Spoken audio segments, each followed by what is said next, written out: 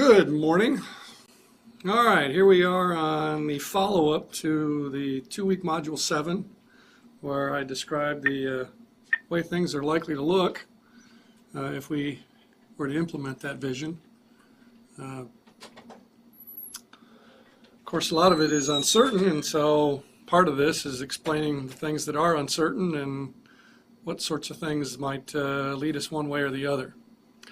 All right, so one of the things I'm fairly sure about is if we had a level playing field and end of the public finance monopoly, we would have more numerous smaller schools. That would ease some of the transportation problem that a lot of people cite when they wonder how school choice could actually be a reality. Right now, people aren't all that close to all that many schools in most places simply because they're so large and they have such large catchment areas. If we energize entrepreneurship by financing non-public schools on a per-child basis about equally with publicly owned schools, the publicly owned school share will become smaller, almost certainly. I think virtually everybody agrees on that. Otherwise, why would there be so much opposition if there wasn't a thought that a lot of people would abandon their assigned school? Indeed, the word abandon means that some people think it might be zero. That's a question of whether you believe that the political process can produce competitive schooling choices. Maybe they can, maybe they can't. We can't know for sure. Certainly, if you look at polls at the moment, a lot of people are happy with the assigned school, and indeed they should have no impediment to staying where they're happy. But then again, once the system starts changing around them, they might discover that there are now, after some change, then some better choices than their assigned school. So indeed, it is possible if the political process cannot produce schooling choices that stay competitive with the likely specialized schooling options that we get from free enterprise guided through a price system, that could go down to zero. My personal preference is that there continue to be a substantial segment for everybody that's stressed financially to always have available to themselves a nearby school that charges no tuition. Indeed, many state constitutions require that. They require a system of free public schools. But it's up to the judges to decide whether that means that all the state-supported options have to be free. Hopefully not. That would be an additional barrier to moving forward on a vision, is to have to change state constitutions. Okay, so a dynamic menu of schooling options will likely mean in the future, especially as technologies improve, more customized learning, less pressure to build these giant shopping mall-like schools to accommodate student diversity, more use of technology. Teacher labor markets will become more competitive, more diverse, segmented. A lot of teachers will be able to apply directly to schools rather than to school districts, who will then assign them to a public school, though that school districts will continue to be the 80-pound gorilla or the 800-pound gorilla in the market, but at least a lot more competitive than it is now. All right, a couple of slides here with the readings to attack and perhaps share by posting reviews of the longer items online. With that more diverse menu, dynamic menu of schooling options, it will become more difficult to make complete objective school comparisons, the kinds of things that governments like to make, and the kinds of things that have been so common that we have this one-dimension fallacy that I've constantly criticized, where we talk about good schools and bad schools as if any given campus is good for everybody or bad for everybody or mediocre for everybody. With a diverse menu of schooling options, it will become increasingly obvious that a particular school can be good for some children and not good for others, and that'll make it hard to make comparisons on a school-wide basis. Yes, it's be possible to make objective comparisons of specific, narrowly defined schooling outcomes, like how well do the kids read, or how well do they do math, those sorts of things. But other elements will not be so conducive to a ranking of the school as a whole. Okay, so objective comparisons will have to be narrow. Better and best school will become much more child-specific.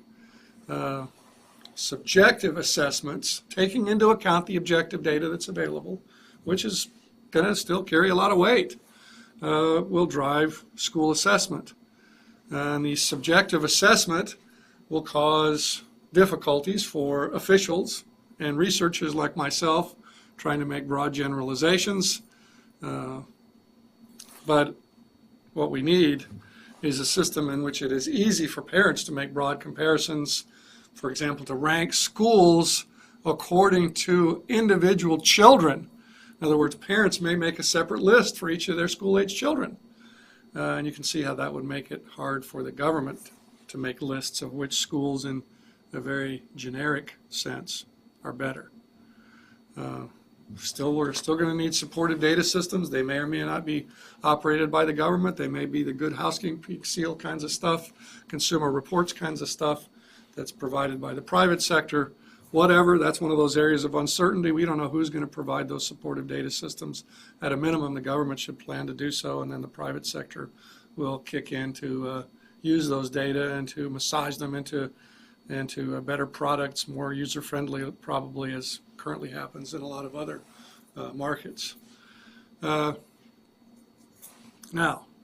in this common, or in this vision, of course, I still would like the schools to produce the societal values and not just the things that parents provide individually. Now, that may happen. These common values may arise better from people pursuing private interest as they see them, which can include, parents can value their children being good citizens just like they can value anything else. It can be more than having Johnny or Susie have a high ability to make a good living. The existing system aims to deliver those common values by thrusting everybody in the assigned school for their neighborhood and making them all experience each other. Problem, neighborhoods are fairly homogeneous, at least by income, and so a common schooling experience may not be all that diverse, or the instruction may not include that diverse of a student body. And if we try to produce a common schooling experience through the political process, then we have to agree on the appropriate content of what all the children must be instructed. Notice that I didn't say what all of the children must learn, because they may not learn it. One size doesn't fit all, so whatever instruction is delivered may not reach some kids simply because it's aimed to try to fit all. So agreeing on the appropriate content will be difficult, and that may be one reason not to try to do it. The outcome is often ugly, divisive, full of conflict, and then the outcome that a majority coalition can finally accept may not be all that engaging to the children, or frankly not all that interesting to the adults responsible for trying to teach it.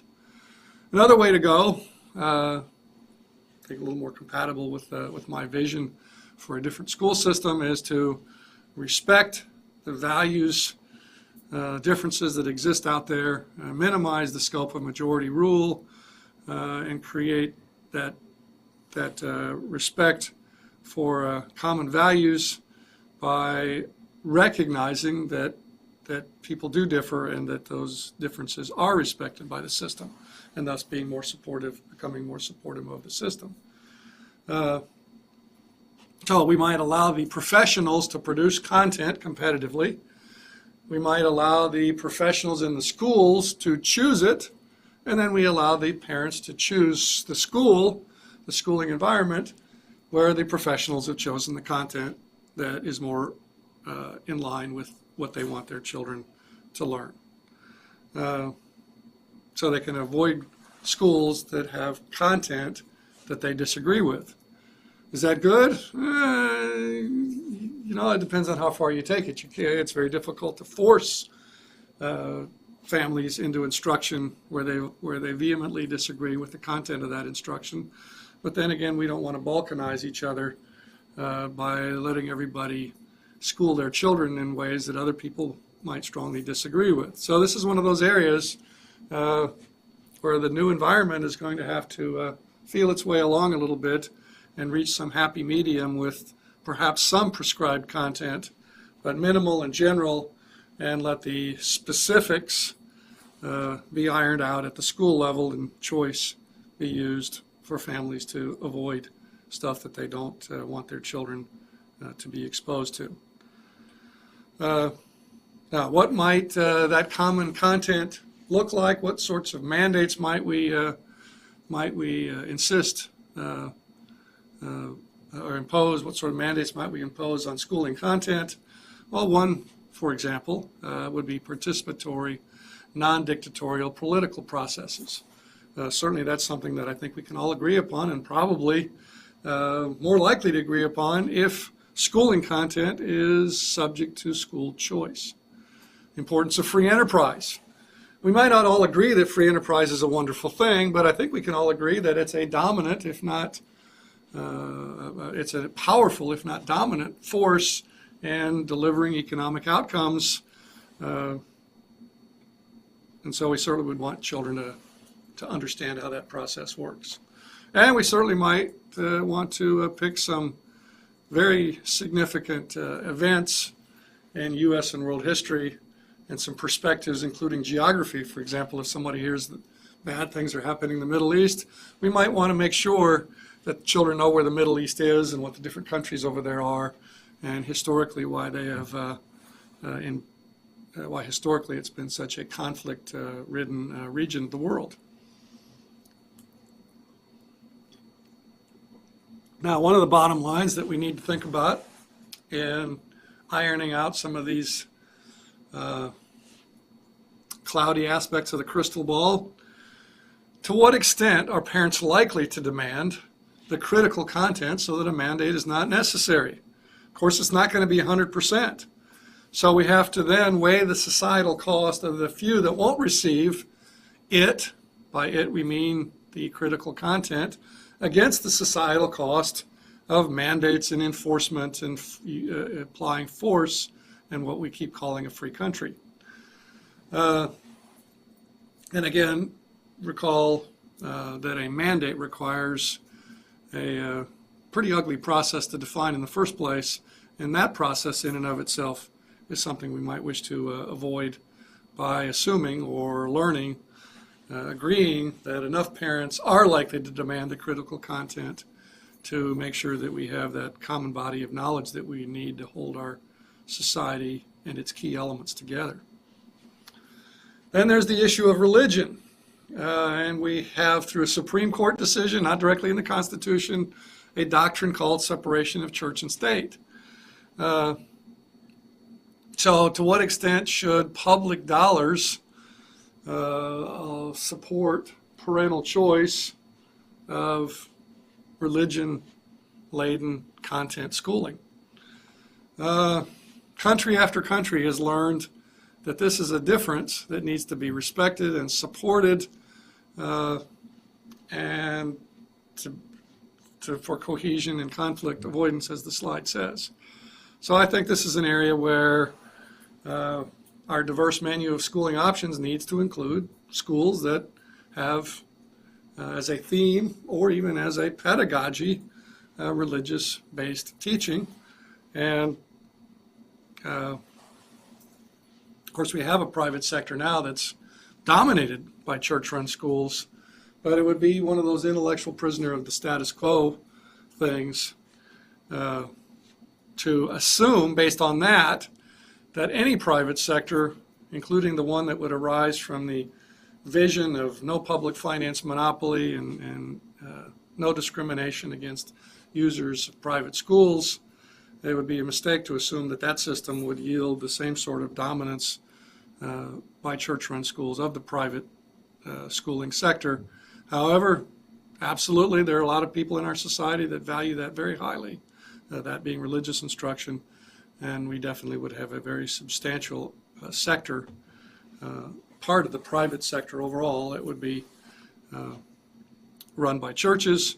However, there's a lot of people now that are in church-run schooling because the assigned public school is unacceptable, and so they gulp and say, the only alternative available to me that's acceptable, although I don't like the religion part of it, they're saying to themselves, is a private school run by a church, and so they accept the religion content in order to have the academics that they preferred at the assigned school.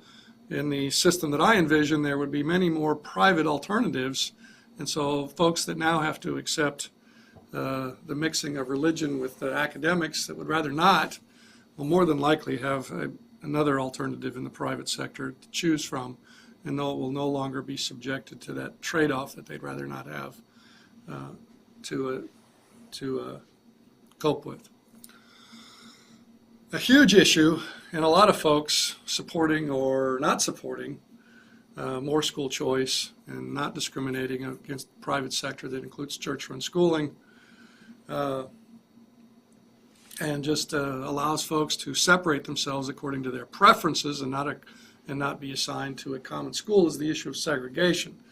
Now, keep in mind that the term segregation implies force, and so it may be that ultimately, if we eliminate the force part of it, that, well, of course, there's not going to be any more segregation if people can choose the school that they want to, but for a variety of reasons, transportation, homogeneous neighborhoods, and or racism or ethnocentrism or whatever you want to call folks preferring people of some kinds over others, may yield stratification, even if we no longer assign children to a school and make it difficult for them to opt out.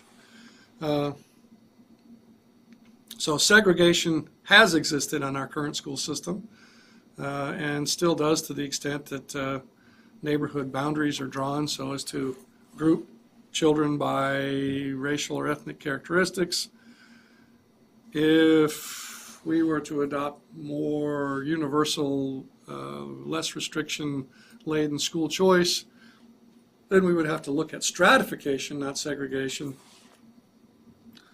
And it's true, and certainly it's widely believed that whether you call it stratification or segregation, increasing it, even to improve academics, might not be desirable.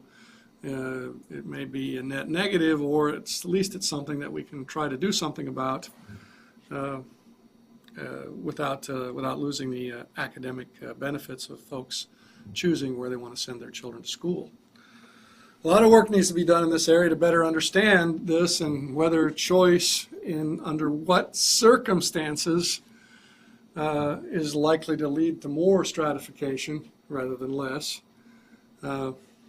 My belief, based on a lot of reading and economic theory and other things, polls that keep saying that people value academics above all else, and the notion that children are different, and so the families that would then likely sort their children, make school choices based on the academic characteristics of the children and the academic characteristics of schools, tell me, again, a lot of work needs to be done in this area to confirm this, but preferably apart from the current system, and we don't want to be intellectual prisoners of the status quo and believe something because it exists in our current system, even though it might not exist under the vision that I described in Module 7. My belief is that the less schools differ in terms of instructional approach, okay, so for example, if they all try to teach the same thing in the same way, or for example, if we have school choice among large, comprehensive, one size, supposedly aimed to fit all schools, mostly what we have now, the more likely that school choices will depend upon the composition of the student body. Another way to look at it is think of a typical parent or parents. They may have a list of criteria by which they would evaluate a school. Let's suppose that item number 15 on the list is student body composition. In other words, there's 13 things that matter to them more, and it doesn't matter what they are. But suppose all 13 of them are identical. The schools do not differ in terms of the things that families value the most. And now they're down to item number 14 on the list, which is student body composition. The schools are virtually identical, or they can't tell one way or the other that they are identical. Then student body composition is going to be the decisive choice-making criterion, even though it's not highly valued, and there'd be plenty of other reasons that they would have made a different choice.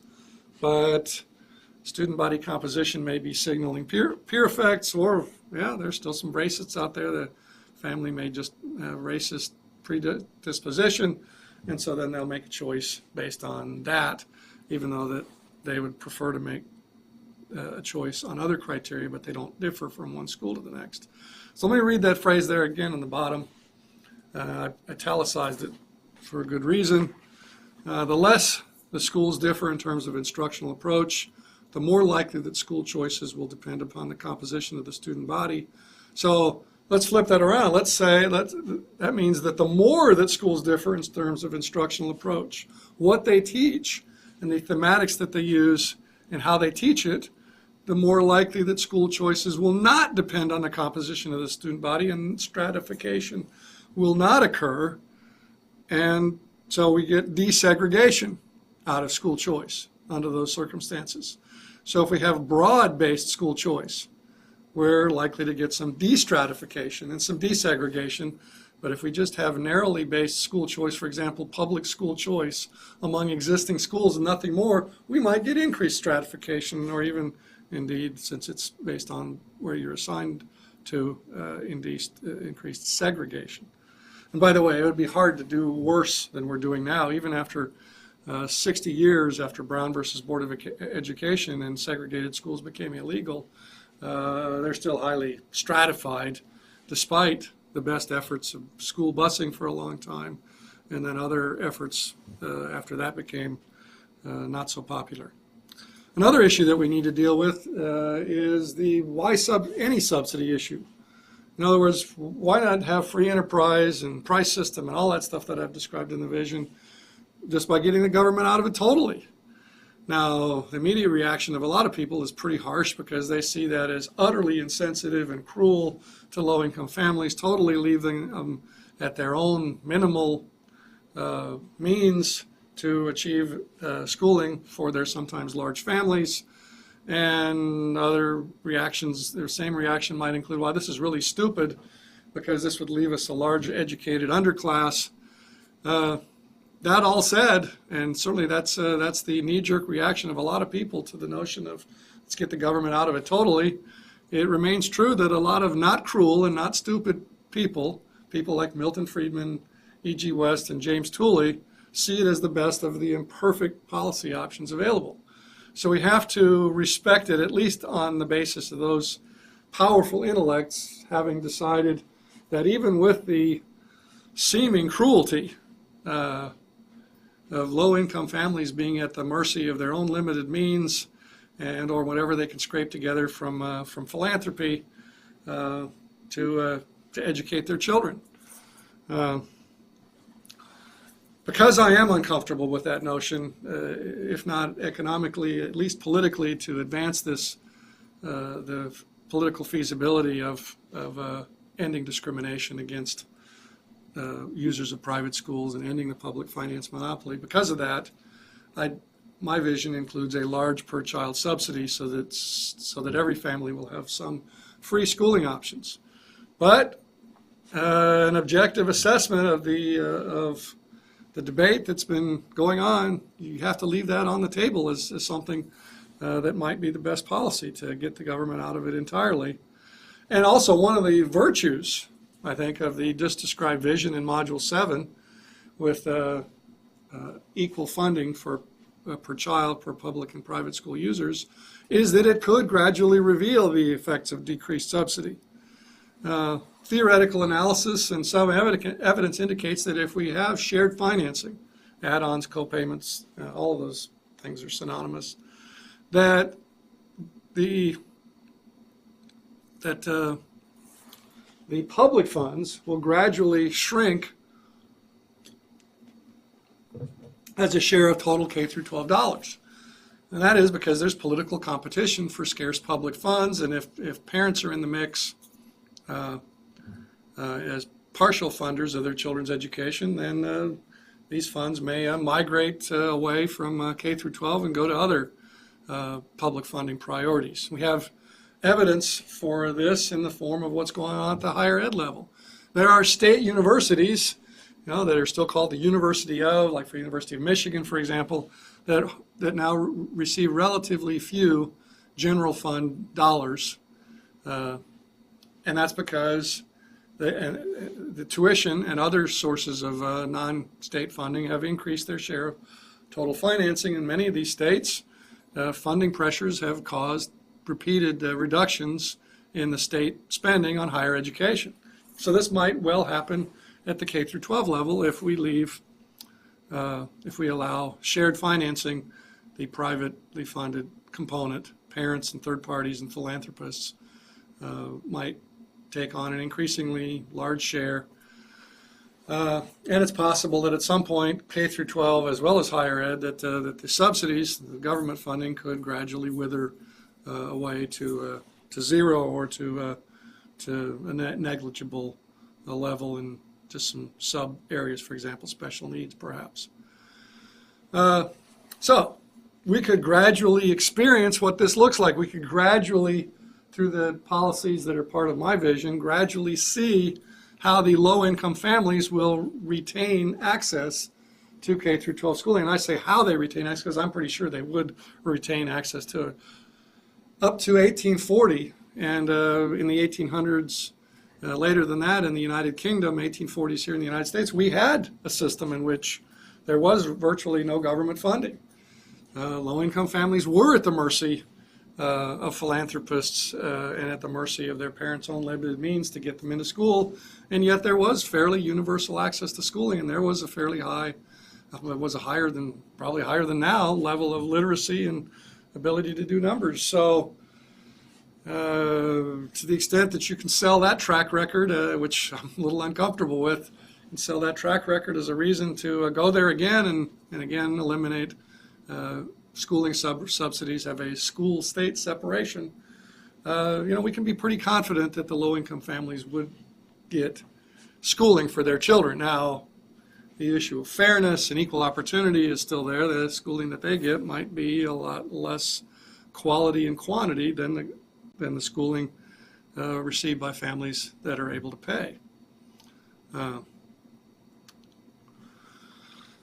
So as this gradual process that is probably the only politically viable route to school-state separation is ongoing, that is, as the K through 12 funding share of taxpayers shrinks, if it does, we could see how the system is changing and how the low-income families are doing. And if they're not doing well, it wouldn't be all that difficult to reassert subsidies, reverse the process if it doesn't go well. So it's an experiment I think that would be a good idea. Have a high level of per pupil funding at first, and politically see what happens to that over time as parents assert their right to add on funding, and also as philanthropists, charities assert their dollars to finance scholarships for low-income families. Okay, what sort of factors would influence the reassertion of those withering subsidies if they did wither? Well, certainly the quality of cheap private schools that would be the ones available along with public schools to low-income families. And as I said, the key issue is private subsidy of schooling, supporting low-income family access to schooling, and the civic content of curricula without the governmental role there, and using funding as a coercive device to insist on certain content. The civic content of curricula could disappear or become perverse in a way that would force reasserting of the subsidies and the mandates that go with them. Usually stratification within K through 12 might arise as better funded schools enroll vastly different sets of people compared to the less well-funded schools. And then there's also the stratification that's possible between the population that is schooled at the K through 12 level, presumably everybody, and who ultimately goes to the big U, right? Higher education, where we are now. If this vision evolved into school-state separation, and that ultimately led to a smaller proportion of children from low-income families getting to the university level, that might force a reassertion of the withering subsidies to make sure that that didn't happen.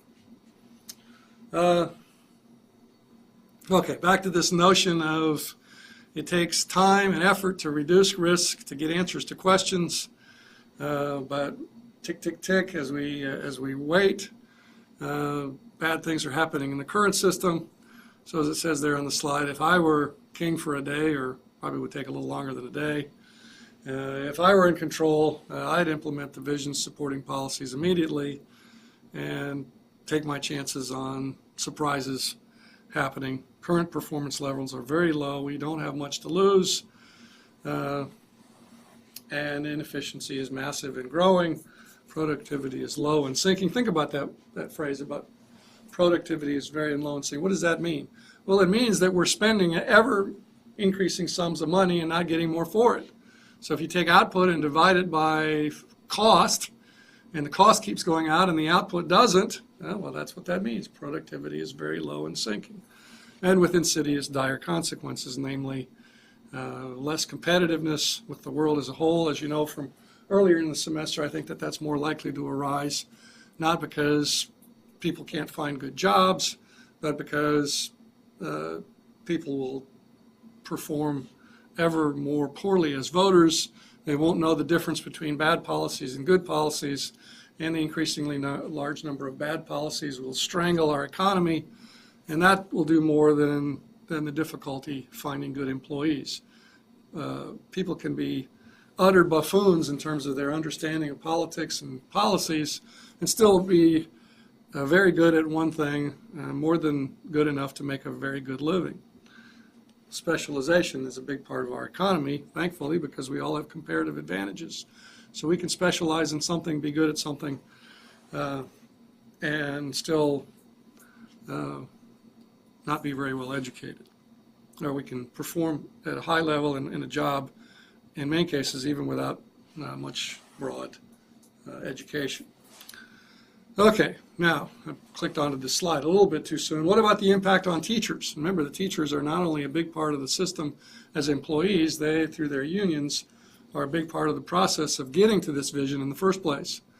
So if we allow co-payment, shared financing, one thing we can be fairly sure of, depending on exactly how much we start the system with, presumably to minimize political resistance to it, we would probably start with the existing funding, take off the money necessary to finance public school district debt, divide the remaining equally or by some notion of weighted student funding. If we did that, and then added on top of that the co-payments that some families would cobble together the money for in order to get their children into something that costs more than the public funding will pay for, that increases school system funding.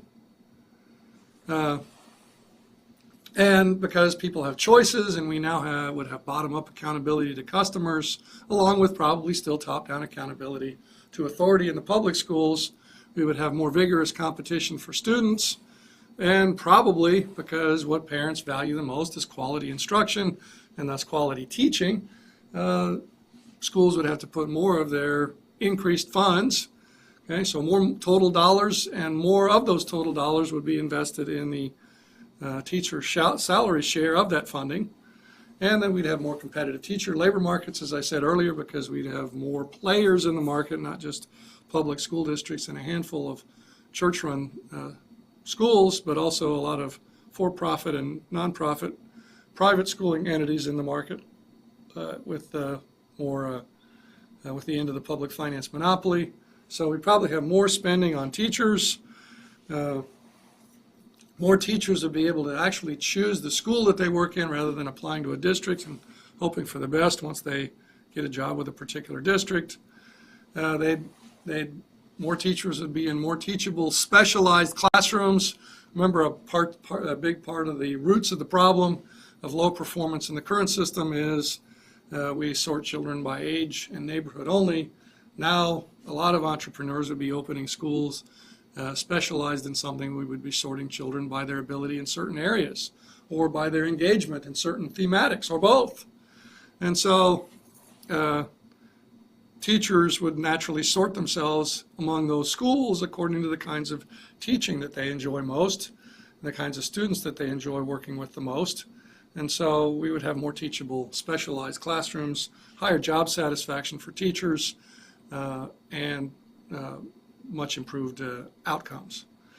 Less conflict with parents. That's a main reason that a lot of teachers aren't happy with the work now, because like as superintendents, they're doing something very difficult. They're trying to satisfy a diverse clientele with a homogeneous product. And so a lot of teachers burn out in part because of the lack of incentives that come with teaching in a public school, the failure to reward for extraordinary effort, and also the failure to discipline their low-performing colleagues and the same raises for everybody just based on time in the job. So that's been a source of burnout, but also a major source has been the conflict with parents. I may have shared this with you earlier in the semester, but some decades ago there was a survey of teachers where they were asked whether they would prefer a large raise or never having to talk to a parent again, and the majority said that never having to talk to a parent again would be preferred over the large raise. Less uniform, more dynamic teaching conditions. So again, teachers would have a choice of teaching environments much more than they do now, and the differences in the available teaching conditions would be much greater than they are now. Many teachers would become learning coaches. In other words, they wouldn't be standing in front of a class like I am now, although it's empty. They'd be standing in a room full of children in front of computer terminals, and they would roam around the classroom resolving problems that cannot be resolved by the software. So they'd be doing much different kinds of teaching than what currently exists. There'd also be quite a bit of class size variability. Some teachers would excel in teaching large classes. We all know there are such people because we see them in college. Some teachers would not do well in the large classes would do very well in smaller class settings. So again, more dynamic and variable, less uniform teaching conditions, including different class sizes, and increased use of technology. So again, many people would be instructors in a non-conventional sense. They would assist student interaction with software rather than lecturing face-to-face, as has been the norm and still is for hundreds of years. Now, what about this notion of, well, these things seem to make teaching a more desirable profession. But inertia is a powerful force, and teachers have gotten used to the job the way that it's defined. And so, while it may make teaching much more attractive to those not in teaching, maybe some in teaching already, it may not benefit a lot of existing teachers. Maybe enough existing teachers, along with just uncertainty about what sorts of changes are coming along, that the teachers would dig in their heels and say, no, sir, I'm asking my union representatives and giving money to them politically to fight these changes. Okay, so if we believe in the importance of implementing a vision, not necessarily mine, but a vision, some sort of transformational change, then we have to deal with the political difficulties of getting there. And so we have to do something to reduce the resistance. And one part of reducing the resistance, of course, is saying how great it'll be if we get where we want to go. But the other part of it is maybe a little bit of grease, as I call it, some transition grease. Hey, maybe the new system isn't one that you want to teach in. So a golden parachute for you. Maybe it is one that you want to teach in, but you're not ready to do it, but you want to be. So hey, how about some retraining assistance so that you can thrive in these new environments that you were not previously prepared for by your original schooling in a college of education somewhere. As it turns out, it's not been easy for the unions to maintain teacher solidarity behind this opposition to anything substantive other than more money for the current system. The 60-40, I think, is about what I've been reading, that 60% of teachers support their union's political positions, 40% don't. So the union certainly has an interest in maintaining the status quo. If teachers are true professionals and they have a competitive labor market and they can choose among schools that differ in a variety of ways, they may not need their union anymore, or at least not need it to be a collective bargaining entity. And so then all those union officials and their six-figure incomes would lose their jobs, and a lot of political clout that they enjoy having would be lost. And so, so far, these union officials have been successful in convincing at least enough, apparently about 60% of their members. You say, well, why the other 40%? Well, because they have to be. In a closed shop state, Texas is not one, if you want to teach, you have to be part of the teacher union. But you don't have to pay for the politics of it if you can help it. You only have to pay dues to support the collective bargaining functions. But anyway, so far, uncertainties and existing differences, here's that intellectual prisoner of the status quo thing again. Existing differences between public and private schools, namely the much lower salaries in private schools because they get less money per child. So far, those uncertainties and differences have been sufficient to maintain enough teacher support for union opposition to the key elements of the vision that I described in Module 7. And I didn't realize that was the last slide. That's it. That is our discussion starter. Okay, my effort in front of this empty room, stammering a bit, to get us started on our Thursday discussion of these issues. Thank you very much, and we'll see you in a couple of days.